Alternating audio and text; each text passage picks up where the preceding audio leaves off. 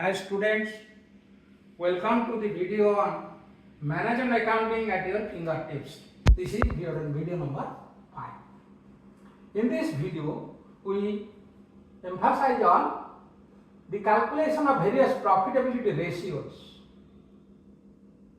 So profitability ratios are financial metrics that measure a business ability to generate earnings. It indicates how well a company can transfer money from sales into profits and how efficiently it can use its assets and equity to generate return for its shareholders. It may be calculated either on the basis of sales, that is profitability ratio in relation to sales, and another profitability ratio in relation to return on funds invested in business.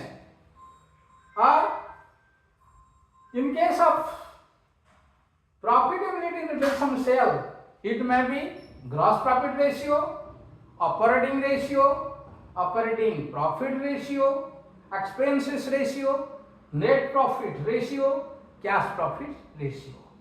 In relation to return on funds invested in business, it may be return on shareholders' investment, return on equity capital, return on capital employed, return on assets, capital turnover ratio, earning per share, price earning ratio. So what is gross profit?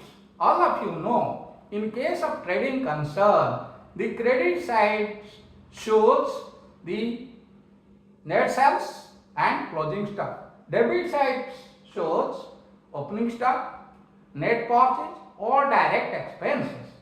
If the credit side of trading account exceeds the debit side of trading account, it shows gross profit. That gross profit will return on the debit side of trading account as to gross profit carried down to profit and loss account. The amount of gross profit will be taken to the credit side of profit and loss account as by gross profit brought down. Then all indirect expenses, it may be operating expenses and non-operating expenses, will charge to the debit side of profit and loss account, and all operating income and non-operating income will be shown on the credit side of profit and loss account. If the credit side is heavier than the debit side, then there is net profit. On net profit, generally 50% provision for tax is there. After finalizing the provision for tax, that means the profit available after meeting the tax, it will be transferred to profit and loss appropriation account. From profit loss appropriation account, the net profit, out of net profits, some portion will be transferred to general ledger to accumulate with the capital, and some portion of profit will be shown as provision for depreciation. Then finally net profit will be added. So gross profit ratio is equal to gross profit divided by net sales from operation or net sales into 100. So it indicates the extent to which sales price of goods per unit may be declined or reduced without resulting in losses on operation of a firm. And if the gross profit ratio of any business concern is more, then it can compete with similar industries by reducing its sales price.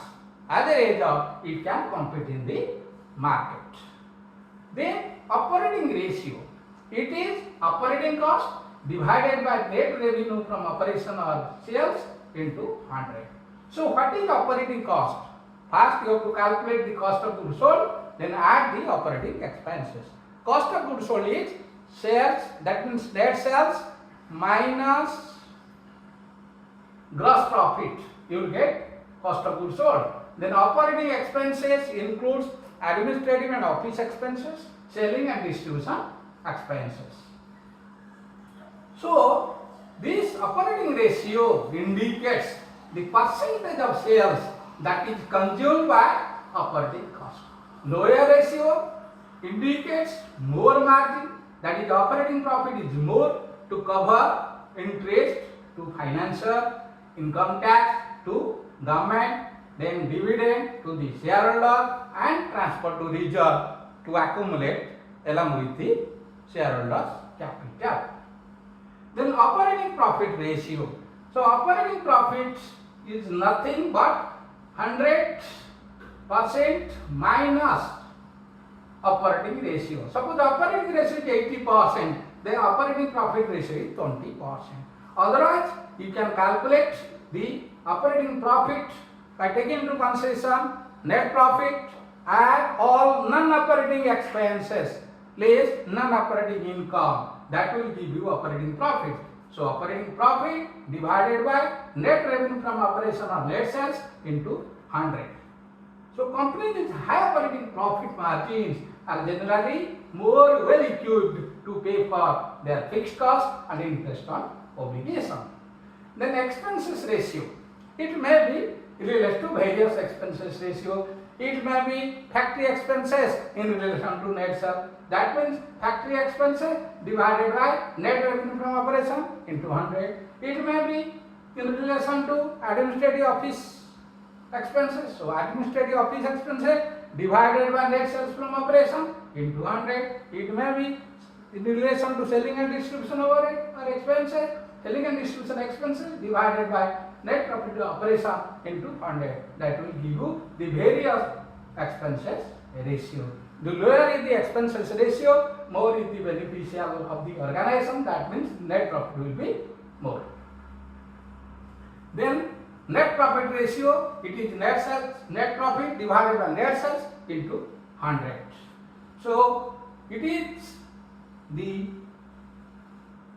ratio which provides the final picture of how profitably a company or an organization is after meeting all expenses including interest and taxes.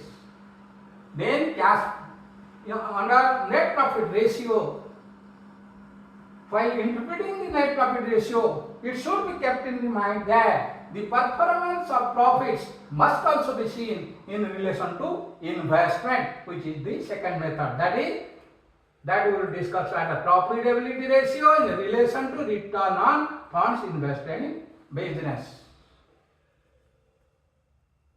That means while interpreting the net profit ratio, it should be kept in mind that the performance of profits must also be seen in relation to investments or capital of the firm and not only in relation to sales. So we can solve one problem based on this profitability ratio. That means in relation to sales.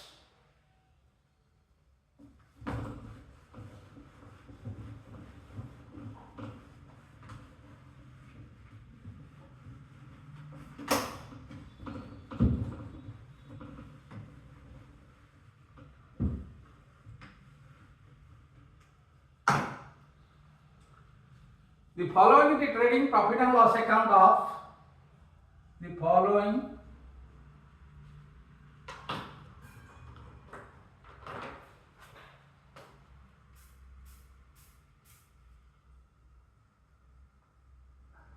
is the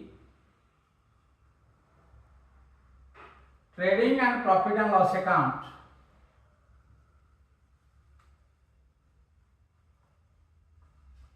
of a proprietor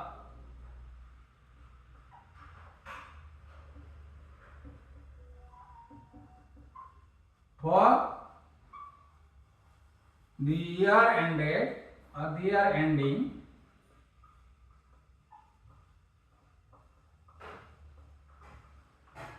March 31, 2023. Suppose here all of you know this is the trading account.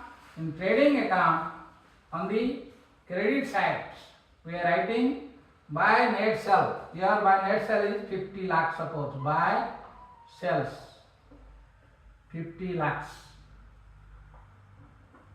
Then by closing stock at the end of the year, that is closing stock. Closing stock is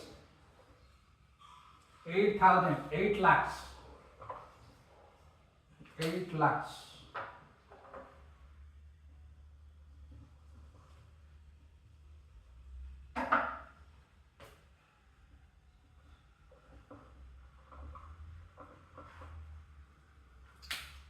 So it is given trading on buy sells 50 lakh, by closing stock 8 lakhs, then to opening stock 7,50,000, to purchases 3,15,000, to factory expenses 4 lakh, and gross profit here is 15 lakh.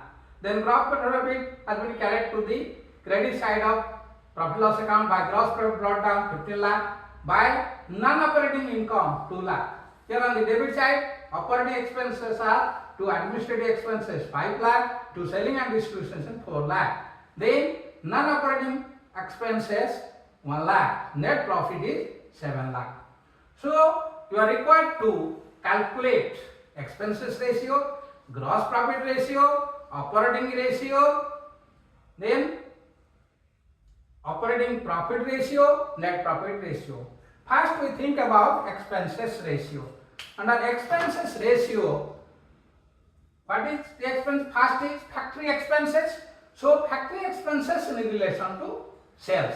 That means factory expenses 4 lakh divided by sales 50 lakh into 100. So 4 by 50 into 100 means it is 8%. Then similarly administrative office expenses, it is 5 lakh divided by net sales or sales from operation or revenue from operation 50 lakh into 100, it is 10%. Then distribution, selling and distribution expenses, percentage of selling and distribution in relation to net sales or net revenue from operation is equal to 4 lakh divided by sales 50 lakh into 100. 4 by 50 into 100, it is 8%. Then we will calculate gross profit ratio. It is gross profit divided by net sales or sales from revenue from operation. It is 50 lakh divided by 50 lakh into 100, that is 30%. Then operating ratio, here we have to calculate the operating cost. How will we calculate operating cost? Sales is given 50 lakh, we will deduct the gross profit 15 lakh.